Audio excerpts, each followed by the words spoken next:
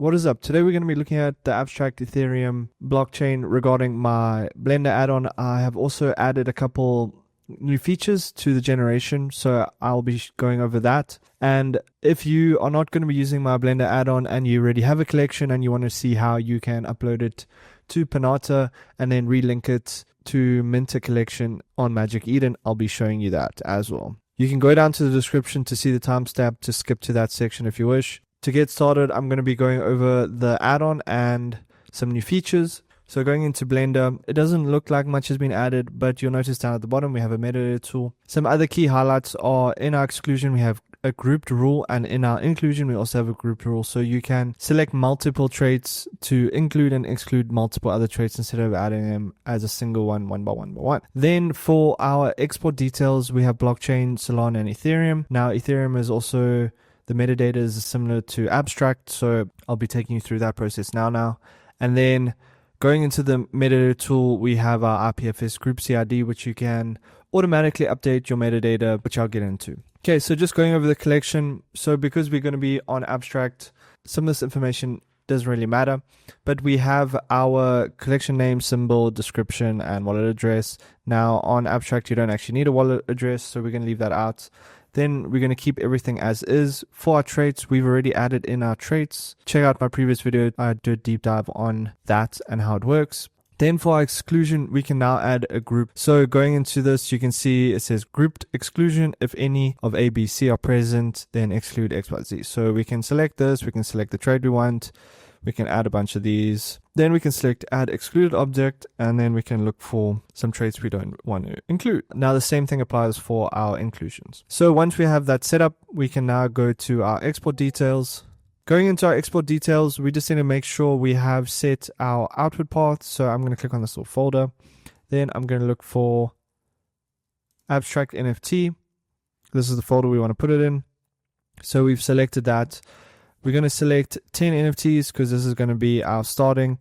Now we don't have to worry about the plan JSON yet, but we can hit generate JSON, and if we go into our folder, we now have a JSON file. Now opening up Visual Studio Code, you'll notice that it has a list of traits that will essentially make up our NFTs. Now we do this because if you want to render out on multiple computers, you can do that, and if you want to restart a render, it will still produce the same NFT over and over again. So there won't be any hiccups with that. So once that's selected, we're now going to go load generation JSON, which is this plan file that we just created.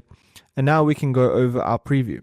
For rendering, we're going to start at 1 and end at 10 because we only have 10, but we can also check out our preview and it should automatically update in the window on the left. Now this will allow us to see if our exclusion and inclusion and our rarity and all of that is working correctly, so we don't have to actually go through the generation before checking this. We can just see it how it is. Now we are going to go to the Ethereum blockchain because this is what abstract's code is. Then we're going to go to render. So we're just going to do an EV render for now because it's just for show. You can obviously do final render, which is in cycles. We're not going to export the 3D format, so we're going to keep everything as is. So let's hit generate NFT. Now I do have OBS running in the background, which is why it's lagging, but as you can see, batch 1 NFT 0 to 9 has been created. So if we go to our Visual Studio Code, you can see batch 1, we have our images and our metadata, and it is as per Magic Eden's requirements. So for creating an NFT collection, you need to go into Magic Eden and say NFT collection. We're going to say create new collection. EVM chain is abstract. Now you can fill out all of these how you want, but the main concern is this metadata URL. So we're going to go to the step-by-step guide just to go over it so I can show you what's what.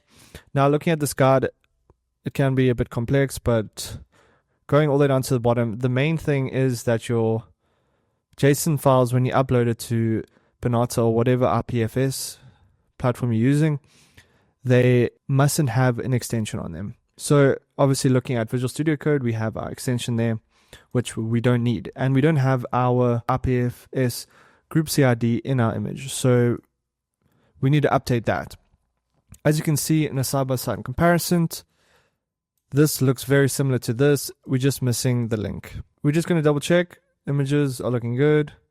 And our data lines up with our images. So our traits are correct. regarding metadata, and visually they are the same. So from here, what we need to now do is we need to go to Pinata and upload our data. So the first thing we're going to do is say add folder upload. We're going to go look for our folder, batch 1 images, and we're going to upload this.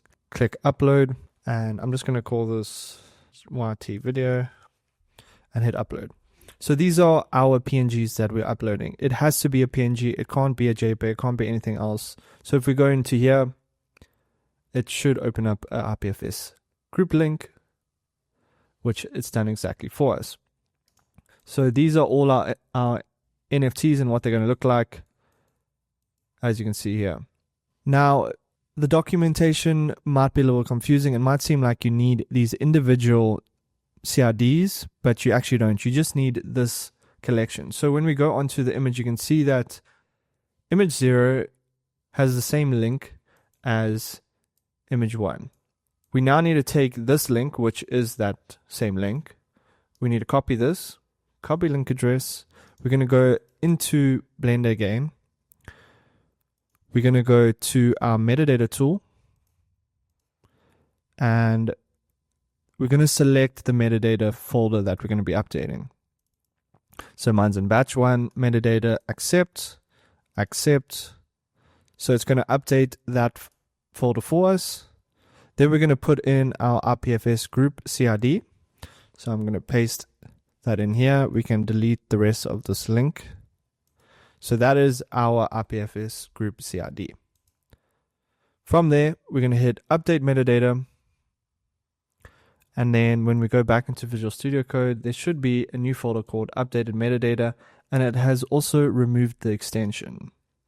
So now we have a perfect link from file 0, which is our image 0, including our RPFS link that has been already assigned for us. So this is exactly what we need. Now you can obviously also do this for you can use this add-on specifically for your collection, even if it's not created in Blender, because we're just handling the metadata at this point.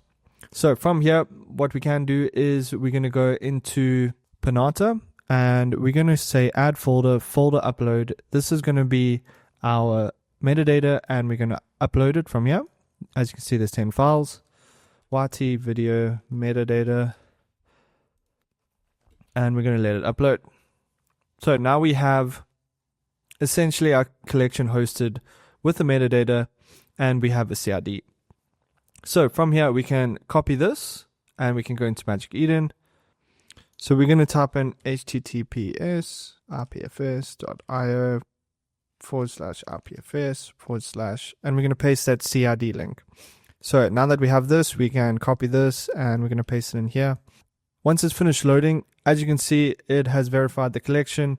We can see that looking at this image, the attribute, the background is blue, bottoms are Octopants, mannequin, etc., etc. So it is working. It's 100% accurate.